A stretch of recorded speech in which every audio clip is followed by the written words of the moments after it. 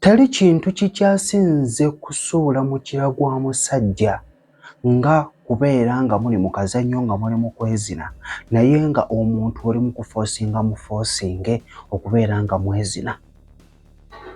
So ne kitegeeza ki nga bwe nakugamba nti omusajja bw'aba nga ayagala muwe, omukyala bw'aba nga ayagala ng'omusajja kola ki muwe. Nga sinaba okubeera nga neeyongerayo mu episode k'olunaku olwaleero, nja kusaba bw'oba ng'oli mupya obeere ng'osubscribinga kikuleetera okubeera nti bwe mba ntaddeyo ka vidiyo konna ka buseegu kakusomesa vidiyo ki yonna obeera ogifuna n'okwemanyiza okulayikinga vidiyo era nga bwe zimbagamba kinyambako okubeera nga YouTube epushinga vidiyo zino mu bantu abalala ne ka comment konna kubeera otaddewo. So nga tweyongerayo mu maaso ne kitegeeza nti gwe ng'omukyala olina okumakinga sure nti nno weetegese otya nti kubanga ekikulu kya byonna okubeera nga kubadde okwegatta tukugenda kubeera nga nkubeera obuyiro nako. So kitegeeza babeera nga babadde bakutteko olina kukwata wano bw'aba kutte kuno kitegeeza naawe ogenda oli kumukwata ku bubeere oba kutte mu bisambi ki naawe omukwate mu bisambi kiyengeri gye kikuleetera okubeera nti ogeetinga mu mood okubeera nga olinda omukira okubeera nga kola ki nga gukuyingira. Then n'ekyala bagamba kino temulina feelings mwemanyiza okubeera nga mwesitiimingako kino kyonna kyogerako.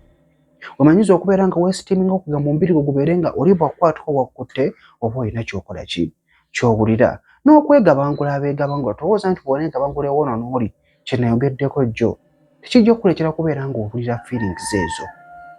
Enfulizo nazo zibeere nga bwe zisika bulungi ng'oli wabeera abadde ayina wakutte zikuyambako okubeera ng'ofuna obwagazi. So ekyo nsonga nkulu.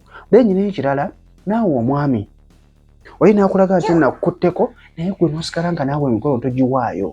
Oli wakwata wakutte naawe kibeera kinyuma okubeera nga naawe okola ki okiipinga ono ng'omukwatako.